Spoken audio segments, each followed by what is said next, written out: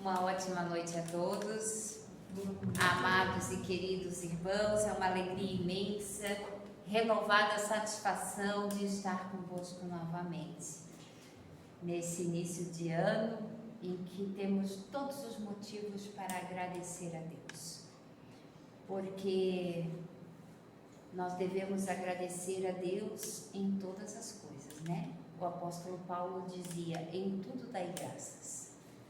Então, se em tudo temos que dar graças, somos agradecidos pelo amor, pelo acolhimento.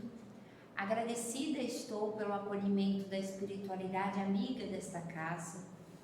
Agradecida estou pela honra de poder estar aqui junto com cada um de vocês, meus irmãos, pois cada um de nós representa uma parte deste corpo, né? Deste corpo divino. Cada um de nós, fazendo a nossa pequenina parte, podemos contribuir para um mundo melhor. Hoje nós vamos estar fazendo não uma palestra, né? Porque eu não sou a palestrante, né? Sou uma estudiosa, gosto de estudar, sou curiosa, gosto de estar sempre frequentando os grupos de estudo, procurando entender melhor, porque nós não seríamos espíritas se não fôssemos curiosos, querer respostas, querer entender, né? De onde viemos, por que viemos, qual é o objetivo, por que estamos aqui. E nesse mês de janeiro, o livro A Gênese, que foi o último livro da codificação, ele completa 153 anos. Foi o último livro que Kardec escreveu. E ele tem como subtítulo Os Milagres e Predições segundo o Espiritismo, escrito em janeiro de 1868. Meus irmãos, curiosamente, há um tempo atrás, e eu digo que isso é realmente um fato que eu preciso deixar acentuado, porque nós temos algumas irmãs, algumas mulheres aqui, né? E elas vão entender o que eu estou falando. Nós mulheres raramente temos tempo, né? Se os homens já vivem uma vida agitada, as mulheres têm, na maioria das vezes, têm uma vida dupla, né? Que é a vida do trabalho, é a vida da educação dos filhos, é a vida da casa. Então ela tem que ser mãe, tem que ser esposa, tem que ser empreendedora, tem que ser trabalhadora, enfim. Então tempo é uma coisa que nós mulheres temos que inventar, temos que fazer acontecer, porque senão ele não acontece, né? É aquela velha história: querida, estou indo dormir. Ele vai para o banheiro, escova os dentes, bota o pijama, 5 minutos está dormindo. Querido, estou indo dormir. E se estou indo dormir é conferir a lição das atividades escolares dos filhos, botar a roupa na máquina, preparar, deixar tudo pronto para o café da manhã do dia seguinte, e assim vai. Então, até ir dormir é mais uma hora ainda. Mas, enfim, essas são apenas algumas diferenças em nós mulheres, mas que todos já experimentamos os dois lados. Nós, como espíritos eternos e imortais, sabemos que tanto homens quanto mulheres já experimentamos esses dois lados da moeda. E por esse fato, eu sou costureira, e sou mãe de 5 filhos, e sou uma empreendedora, né? Então, aconteceu que houve uma oportunidade de um dia de descanso, de silêncio absoluto. Eu disse: as crianças estão bem, o marido está trabalhando, eu estou sozinha, no meio de uma natureza exuberante, e eu disse: vou escrever. E fui escrever. E escrevi. E quando terminei de escrever aquele texto, eu não conferi o texto. Eu apenas fechei esse caderno que aqui está e pronto. No dia seguinte, fui fazer a leitura do que havia escrito. Eu disse: gente, tem alguma coisa minha aí, mas tem muita coisa que não é minha, não.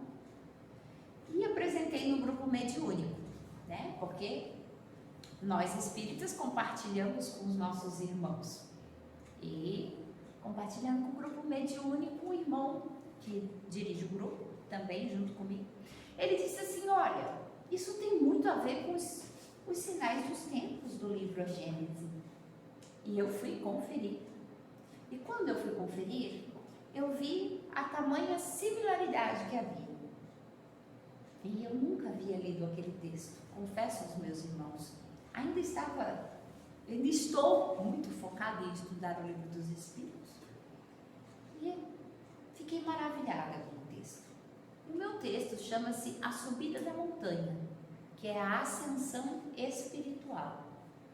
O livro Gênesis, nos Sinais dos Tempos, trata-se de um processo de transformação. Kardec nos fala como seria o período de transição, como é o que se trata o período de transição, como seria a chegada da nova geração, que fatos aconteceriam, quais as características deste período de transição, quais as características dessa nova geração, dessa nova leva de espíritos, que estariam então assumindo alguns lugares, algum posicionamento na Terra. Porém, mais interessante é que Kardec nos diz na Gênesis que os mundos têm que estar em perfeita harmonia. Portanto, para que nós possamos ter uma vida feliz na Terra, não só os encarnados, mas também os desencarnados que povoam a Terra, têm que estar no mesmo nível, moralmente falando, para que isso possa acontecer. Os mundos, eles influenciam uns sobre os outros, como diz o Espírito Aragão nesta passagem. E ele diz assim: quando se diz que a humanidade chegou a um período de transformação e que a Terra deve se elevar na hierarquia dos mundos, não vede nessas palavras nada de místico. Ao contrário, o cumprimento de uma das grandes leis fatais do universo contra os quais se quebra a má vontade humana. E então, nós começamos a sentir os efeitos, os impactos da transição planetária. E muitos ficam desesperados. Eu escuto muitas vezes: minha filha, é o apocalipse, o mundo está acabando. Vai acabar tudo, vai destruir tudo, esse mundo não tem mais jeito. E essa é a visão pessimista daquele que não entende que nós estamos apenas passando por um período transitório e que não é para a destruição de nada, porque as leis de Deus, elas são eternas, elas não mudam. E a lei do nosso universo é a lei em que a renovação da vida. Deus não seria um Deus ele não é aquele Deus, como Kardec diz, não é um Deus que criou o universo e de repente ele foi para a inação. E de repente ele ficou quietinho lá dormindo e deixou tudo a Deus dará. Aconteça o que acontecer. Não. Kardec também nos diz nesse capítulo 18 que há em todo o universo espíritos ministradores, inteligências que governam, que governam e que cuidam de cada área, de cada galáxia, de cada planeta, de cada estrela. Tudo está sendo administrado. Não existe um Deus dormindo. E as pessoas às vezes se desesperam e dizem: meu Deus não existe, onde está Deus? Kardec também nos diz que essa é uma das primeiras características dos espíritos tão primitivos, que são aqueles que se rebelam contra Deus, aqueles que não aceitam que exista um Deus que está no controle de tudo e que a sabedoria divina, o amor divino, é aquilo que rege cada parte do nosso universo, do átomo ao arcanjo. Sabendo disso, comecei então a meditar sobre essa questão da elevação espiritual. Então, lendo o Salmo 24, ele diz assim: quem subirá ao monte do Senhor? Quem habitará no seu santo lugar? Podemos entender uma nova terra? O mundo de regeneração? chegará? Quem estará nesta nova terra, no monte do Senhor? Aquele que é limpo de mãos, aquele que é puro de coração, que não entrega a sua alma à falsidade, nem jura dolosamente, diz o salmista, no Salmo 24. Então, nós vemos aí características morais dos espíritos que estarão fazendo parte deste novo período. Só que esse novo período ele não irá acontecer, ele já está acontecendo há mais de 300 anos. Kardec, que escreveu há 153 anos, ele já dizia que há mais de 100 anos já estava acontecendo o período de transição planetária. Apenas porque nós vemos que os fatos, os acontecimentos começam a se tornar maiores, os desencarnes coletivos de repente começaram a se tornar muito mais intensos. Então nós achamos, chegou a transição. Não, meus irmãos, a transição já está acontecendo há muito tempo. E Kardec nos dá o exemplo disso, nesse mesmo capítulo. E ele diz assim: imaginem vocês que temos um batalhão de soldados. Só que ele é indisciplinado, ele é desorganizado, ele não obedece ordens. Os soldados não querem, eles são resmungões, eles são brigões, eles são indisciplinados. E o que se resolve fazer? Eles começam a ser substituídos, inicialmente de 10 em 10, depois de 50 em 50, depois de 100 em 100. Então a coisa vai aumentando. Até que no final de tudo isso, nós teremos um batalhão disciplinado e organizado. Esse é o exemplo que Kardec nos dá. Para que nós possamos entender que nesse processo de transição, os desencarnes coletivos, eles também fazem parte. Aqueles que são convidados a se retirarem do planeta por um determinado tempo. E vos digo, meus irmãos, Kardec também nos diz que nós nos enganamos quando achamos que aquele espírito que estava aqui encarnado e que deu tanto trabalho, vamos dizer assim, que ele não irá retornar? Não, muito pelo contrário. Diz no capítulo 18 que muitas vezes a sujeira era só uma casquinha, que ao ter contato com o Evangelho, que ao ter contato com a luz do Evangelho, esse espírito volta para a espiritualidade disposto a retornar e trabalhar. É aquele espírito que volta e que não está preocupado se fulano é de tal religião, se fulano é de tal etnia, de tal país. Ele não está preocupado. Ele não está preocupado com gênero, ele não está preocupado com nada. Ele só está preocupado em amar, em acolher, em servir. É esse espírito que, na outra encarnação, de repente ele se vê e ele diz assim: meu Deus. E dizer que eu já percebi. Né? Como a conversão de Paulo, né? De Saulo em Paulo, dizer que eu já persegui, dizer que eu já fui o algoz e hoje estou aqui lutando do lado deles. E muitas vezes esse espírito vem para fazer parte deste trabalho.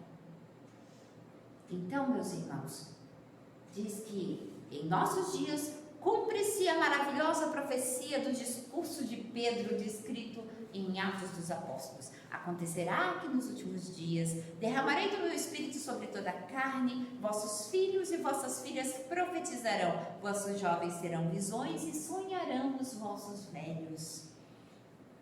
A primeira revelação foi personificada em Moisés. A segunda revelação foi personificada no Cristo. Mas a terceira revelação, ela não foi dada como privilégio a ninguém. Ela foi derramada, como diz, derramaria o Espírito sobre toda a carne. Ela foi derramada sobre toda a humanidade. Ela não é privilégio de uma determinada raça, uma etnia, uma determinada nação. Ela não é privilégio de alguns. Não. A bênção que recebemos do Consolador prometido, ela é derramada sobre toda a carne. E é por isso que nós vemos, independente da religião, independente de onde você nasceu, de que forma você acredita na espiritualidade, nós vemos os fenômenos mediúnicos acontecer em todas as religiões, em todas as partes. E alguns chamam de um determinado nome, outros chamam de outro nome, cada religião dá um nome, mas nada muda, a manifestação é a mesma. E é como diz o Espírito Aragão: tudo isso vos acontecerá, e nada adianta amar a vontade humana, não vai mudar. Nós querendo ou não, aceitar, mas a espiritualidade, o Consolador prometido, ele foi derramado sobre todas as nações. Não é privilégio de ninguém. Ninguém é dono. Ninguém pode dizer: eu sou dono da doutrina espírita. Ninguém pode dizer: só a minha doutrina salva e leva para o céu. Ninguém pode dizer isso. Porque ela é uma dádiva, ela é um presente, ela é o consolo. Porque o Cristo sabia que nós precisaríamos de consolo. Mas ainda assim, encontramos nos dias de hoje milhares de seres adormecidos. E é tão fácil adormecer, meus irmãos. É muito fácil. Adormecemos com as preocupações dessa vida, que, como dizia Jesus, por que vocês se preocupam com o que vão comer, o que vestir? Olhai os lírios do campo, olhai os pássaros do céu, nunca lhes falta alimento. E todos os dias pela manhã, quando eu acordo e eu escuto aquele monte de pássaros cantando, porque eu amo ver os pássaros livres, eu lembro dessa passagem do Cristo. Eles não plantam, eles não cegam, mas eles têm todos os dias o Pai Celestial lhes dá o que comer. E todos os dias pela manhã, a primeira coisa que eles fazem é louvar, é cantar, nos deliciar com o seu canto. Então, nós adormecemos preocupados com as ansiedades desta vida, que, como está lá no livro dos Espíritos, com as nossas necessidades fúteis e materiais. É com isso que nos preocupamos. Porque é o que os Espíritos nos dizem, que nossas necessidades, elas são, na sua maioria, as nossas angústias, elas são fúteis, elas não fazem sentido. E nós ficamos adormecidos nas nossas angústias. Porque, claro, nos falta muita fé ainda. Nós ficamos adormecidos também quando nós passamos a nossa vida com um sentimento, um desejo de mostrar para quem nos feriu que ele estava errado. E então eu empenho a minha vida nisso.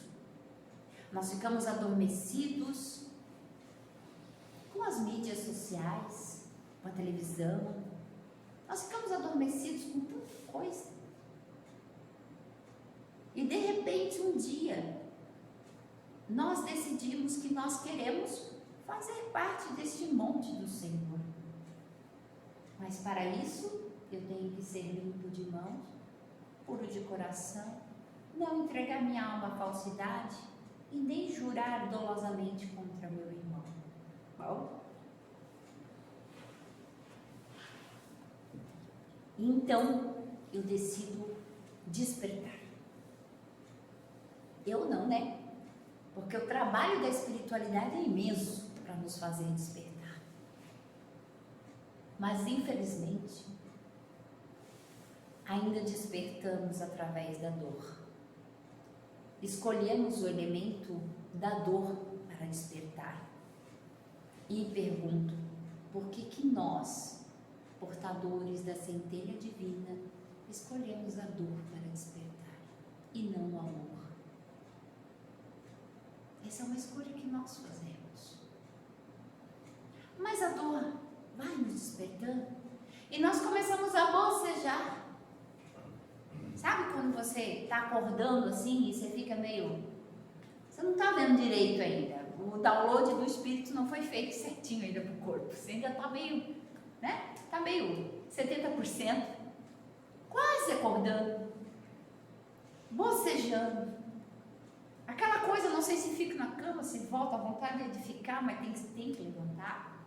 Então, espiritualmente, nós estamos nesse processo. Estamos bocejando. Levemente acordados. E levemente acordados neste primeiro segundo, do primeiro minuto, da primeira hora, da madrugada, da transição planetária, nós começamos devagarzinho a acordar. E acordando, a luz assim meio que ofusca, mas a gente já começa a enxergar alguma coisa. Aí nós passamos então a ver o terreno. Como vou fazer a subida dessa montanha? Como vou me elevar espiritualmente? Se o que estou carregando aqui é tão pesado. Então, a primeira coisa que tem que fazer é me livrar da bagagem desnecessária. Afinal de contas, o que diz lá no livro dos Espíritos? Onde está escrita a lei de Deus? Na consciência. Se eu tenho a lei de Deus na minha consciência, eu não preciso de bagagem. Se eu tenho um mapa na minha cabeça, eu não preciso de um papel. Se eu tenho alguém que me guia, se eu tenho um farol, eu tenho tudo que eu preciso. Eu não preciso levar tanta bagagem. E a primeira coisa que eu faço, eu jogo fora a pedra da mágoa, do ressentimento, a falta de perdão. Bom, mas como eu faço isso? Eu faço isso quando eu olho para dentro de mim e me reconheço como o espírito imortal que eu sou, indestrutível. Meus irmãos, isso aqui vai. Esse aqui é um de milhares. Mas somos imortais. E quando eu tomo consciência disso, eu paro de depreciar o meu irmão que me feriu. Eu paro. Quando eu tomo consciência da minha imortalidade, do espírito que sou, eu olho para o meu irmão que ainda jaz nas trevas da ignorância com amor, porque percebo por quantas vezes eu também já feri, por quantas vezes eu também já traí, por quantas vezes eu também já machuquei, por quantas vezes eu também já jurei dolosamente contra meu irmão, por quantas vezes eu também já entreguei a minha alma à falsidade, por quantas vezes minhas mãos já estiveram sujas com o sangue do meu irmão. E olhando conscientemente para dentro de mim, eu consigo enxergar que o meu irmão, ele também precisa despertar, mas ele tem o tempo dele, não é o mesmo tempo que o meu. E assim, meus irmãos, tomando consciência deste fato, eu passo a realmente, ao invés de depreciar o meu irmão e de ficar exaltando e falando e insistindo em quantas vezes ele me machucou, ao invés de fazer isso, eu agradeço, porque de certa forma ele foi um exímio professor. Talvez para que eu aprenda um pouquinho a ser humilde e a reconhecer quem eu sou. Eu não sei se eu já contei para vocês aqui a história da mágoa. Se eu contei, vocês fazem de conta que não ouviram, tá? Mas eu vou contar de novo. Eu vejo a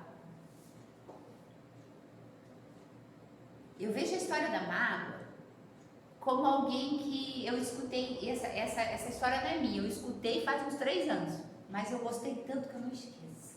Foi muito boa. A história da mágoa funciona assim. Eu saio de manhã para trabalhar e eu tenho que pegar um ônibus lotado, às 6h30 da manhã. Então, eu faço um potinho com a minha marmita, que é meu almoço, porque eu vou passar o dia fora e Aquela coisa, né? Muita gente leva marmita. Ônibus lotado, eu sento do lado, de repente a pessoa que está sentada ao meu lado começa a passar mal. Muito calor, sufocado dentro do ônibus, e a pessoa começa a passar mal. E eu digo, e agora? Como que eu vou socorrer essa pessoa? E eu lembro que a única coisa que eu tenho é o meu potinho de marmita. E digo, olha, não tem sacola, não tem o que fazer, é aqui, vomita no meu potinho. É o que eu posso fazer. E a pessoa vomita no meu potinho, eu pego o potinho e chego no serviço. Chegaram do almoço. Bárbara, você não vai almoçar hoje? Eu falei, não, hoje não posso almoçar.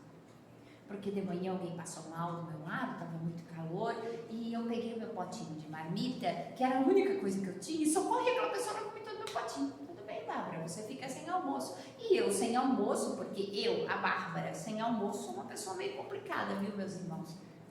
Essa parte ainda tem que ser muito tratada em mim. Eu a Bárbara, com fome, né? Mas pode ser qualquer um de vocês, não sei como vocês são com fome, né? Mas eu particularmente ainda não evoluí muito nesse aspecto. Bem, o meu humor já não está mais lá aquela coisa, porque eu fiquei com fome sem almoço. Belisquei alguma bolachinha na hora do café, fui para casa. Quando eu chego em casa, meu esposo chega e diz, e aí, Bárbara, como foi o seu dia? Como foi? Foi muito bom, meu amor? Eu digo, não, meu dia foi péssimo. Foi horrível. E se tiver janta pronta, eu agradeço. Mas o que aconteceu? Não, porque hoje é 7 horas da manhã, e eu, 7 horas não, 6h30, peguei o ônibus e a pessoa passou mal do meu lado, eu tinha um potinho de marmita, era a única coisa que eu tinha. Ela vomitou no meu potinho, tampei, levei para o serviço, e fiquei sem almoço. Sério, isso aconteceu? Eu não acredito. Ah, você não acredita? Aqui, ó. Abro o potinho e mostro que eu vomito. Não dizer que eu estou mentindo. Foi hoje, às 6h30 da manhã. Hoje é dia 25, né? 25 de janeiro. Isso, 25 de janeiro. Quando chegar no dia 25 de dezembro, ceia de Natal, a Bárbara está sentada na mesa com a família e eles perguntam, como foi o seu ano, Bárbara? Eu disse, olha, meu ano podia ter sido melhor. Meu ano não foi tão bom.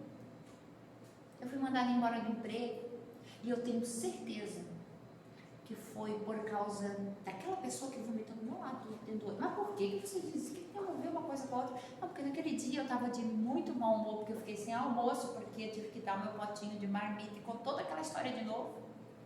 Mas eu preciso provar a minha história. E eu vou lá e eu vou provar para vocês como isso é verdade. Pego o potinho, o vômito, abro e mostro para todo mundo na ceia de Natal. E não é isso que acontece em muitas ceias de Natal? Potinhos de vômito que são guardados e mostrados. E acabou a ceia, né? E acabou a ceia. Esses potinhos de vômito, meus irmãos, essas mágoas. Eu não guardo mágoa não, mas ó, eu lembro, viu, dia 26 de janeiro às 6h30 da manhã você vomitou no meu potinho, mas eu não sou de guardar mágoa. Passam-se 20 anos. Como foi tua vida profissional, Bárbara? Não foi boa. Não foi nada boa. Eu estava de mau humor, cheguei meu chefe, ele me mandou embora, fui demitida, não consegui outro emprego. Foi um fracasso total. E tudo isso porque naquela manhã, há 20 anos atrás, eu tentei socorrer uma pessoa, fiquei sem almoço, vomitaram no meu potinho. Vem cá, eu vou te mostrar. Está guardado? Está aqui, ó. Isso é a mágoa. Isso é a mágoa.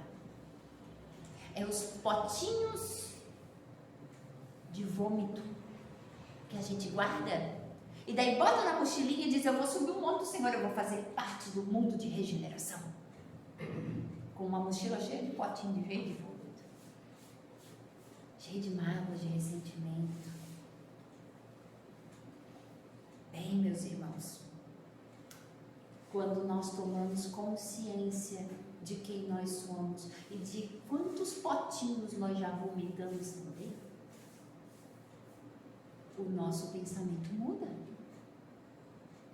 E passamos a olhar com amor para o nosso irmão. Por quê? Porque nós também, quanto tempo ficamos adormecidos nas trevas da ignorância, sem querer enxergar? Nós também já fomos os perseguidores. Sim, fomos. E é incrível, porque quando nós nos damos conta disso, nós notamos que a bagagem fica mais leve. E a bagagem ficando mais leve, a gente começa a olhar e dizer: nossa, como a vista é bonita, não tinha percebido ainda. Como a vida é linda. E ao invés de reclamar por aquela pessoa que bate na tua porta e diz assim: você tem uma comidinha, você tem alguma coisa para me dar? Ao invés de dizer assim: poxa, vem aqui atrapalhar meu sossego, estou assistindo minha novela. Ao invés disso, meus irmãos, o teu coração se enche de amor e você agradece pela oportunidade de poder ser o braço que auxilia o teu irmão, o teu próximo. O homem na subida da montanha da elevação espiritual, ele se torna um farol em meio à madrugada das aflições, das angústias. Ele deixa de pensar em si. Ele se torna como uma árvore frutífera. Uma árvore que cresce, oferece sombra, oferece abrigo, oferece tudo. E ele não escolhe qual é a raça de passarinho que vai fazer ninho na árvore. A árvore não escolhe. E o homem, quando se eleva espiritualmente, ele não olha mais aparência, religião. Para ele nada disso mais importa. E Kardec nos diz, neste capítulo 18, que o primeiro sinal da nova geração é o seu desejo pela espiritualidade, pelas religiões espiritualistas. É o seu desejo de buscar respostas. Este é o sinal da nova geração. Uma geração que quebra os preconceitos. Uma geração que chega quebrando todos esses paradigmas, todos esses tabus que foram colocados pelas religiões ao longo de séculos. E aí então há uma transformação moral, porque diz que a terra só será renovada através da transformação moral. Mas para que haja uma transformação moral, eu preciso primeiramente olhar para dentro de mim. Eu preciso primeiramente esvaziar a minha mochilinha dos meus potinhos. Jogar essas coisas fora. Fica mais leve. Eu começo a enxergar diferente. Eu começo a enxergar melhor o caminho em que eu estou trilhando. E diante disso, meus irmãos, isso não significa que nós não vamos nos sentir entristecidos muitas vezes, que nós não vamos sentir por muitas e muitas vezes a dor da perda, a dor do luto, a dor da enfermidade. Isso não significa isso. Mas essas dores já não serão mais o único condutor para a elevação espiritual. Não será condutor para isso. Essa dor será, na verdade, encarada de uma forma de algo passageiro. Porque temos uma certeza de que a vida não termina aqui. Isso não significa que nós não vamos sentir a dor. Nesses momentos nós nos sentimos tão fracos, tão pequeninos, tão impotentes. Nós achamos que a nossa chama é tão pequenininha. Mas não nos esqueçamos, meus irmãos, que uma chama pequenininha de uma vela acende milhares de outras velas. Na humildade, na simplicidade. Aquilo que achamos que fazemos que é tão pouco, que na verdade faz tanta diferença. Aquele pequeno gesto que temos com o filho, com o irmão, com um desconhecido. Mas aquele pequeno gesto de amor, de compreensão, de aconchego, de aceitação, de benevolência, de indulgência são pequenas chamas e elas vão acendendo, elas vão fazendo a diferença. Então, por mais que nós nos achemos tão pequeninos, podemos fazer a nossa parte. Por mais que pareça tão difícil, fazemos a nossa parte quando instituímos o Evangelho no lar. Fazemos a nossa parte quando lutamos para trazer o nosso filho para a evangelização. Fazemos a nossa parte quando ensinamos o nosso pequeno filho a orar o Pai Nosso. Fazemos a nossa parte. Meus irmãos, até mesmo quando damos bom dia a um estranho que está passando de cabeça baixa pela rua. E fiquei pensando também como será o sentimento de quem se eleva espiritualmente, dessa ascensão espiritual, dessa subida da montanha. Fiquei imaginando como me sentiria, como se sente alguém quando ele chega mais ou menos na metade dessa subida, que já está mais leve, já jogou muita coisa fora, já se despojou de muita coisa fútil. E eu fiquei imaginando como se sentiria. Então, eu fui lá em Lucas, no Evangelho de Lucas, capítulo 19, versículo 1. Nós vamos descobrir ali nessa leitura a história de um homem chamado Zaqueu. Zaqueu, que era publicano, e dizem as más línguas, estou brincando, o Evangelho fala assim, que ele era publicano e que ele defraudava os impostos. Ele defraudava não só dos romanos, como ele defraudava dos seus próprios irmãos. Então, ele não era uma pessoa muito bem vista, não tinha muitos amigos, né? Mas tinha muita posse, muito dinheiro. Imagino eu, como costureira, que Zaqueu não se vestia assim tão simplesinho, né? Acredito que Zaqueu, nos dias de hoje, seria um homem muito bem trajado, com roupas caras, finas, sapato caro. Então, esse era o nosso pequeno Zaqueu. Só que Zaqueu ouviu falar que Jesus passaria por Jericó. E ele disse: eu preciso ver esse homem, mas é uma multidão imensa, o que eu vou fazer para ver esse homem? E ele teve uma ideia. Eu vou subir numa árvore. E ele então, olhando o sicômoro, que era uma figueira brava, disse: eu vou subir nela. Ele não se importou com as suas roupas finas. Não se importou se era de linho fino ou não. Ele simplesmente subiu naquela árvore porque ele necessitava, ansiava ver Jesus passar. E quando aquele homem sobe naquela árvore porque ele somente queria ver o Cristo, Jesus olha para cima e diz: Zaqueu, desce daí. Hoje eu vou jantar lá na tua casa. Meus irmãos, a ascensão de Zaqueu começa quando ele reconheceu que era pequeno. A humildade é a palavra-chave da ascensão. Zaqueu reconheceu que era pequeno. Zaqueu reconheceu que não conseguiria chegar até o Cristo, que a multidão era muito grande, as dificuldades eram muito grandes, ele se viu tão pequeno. E ele então sobe na árvore, ele toma uma atitude.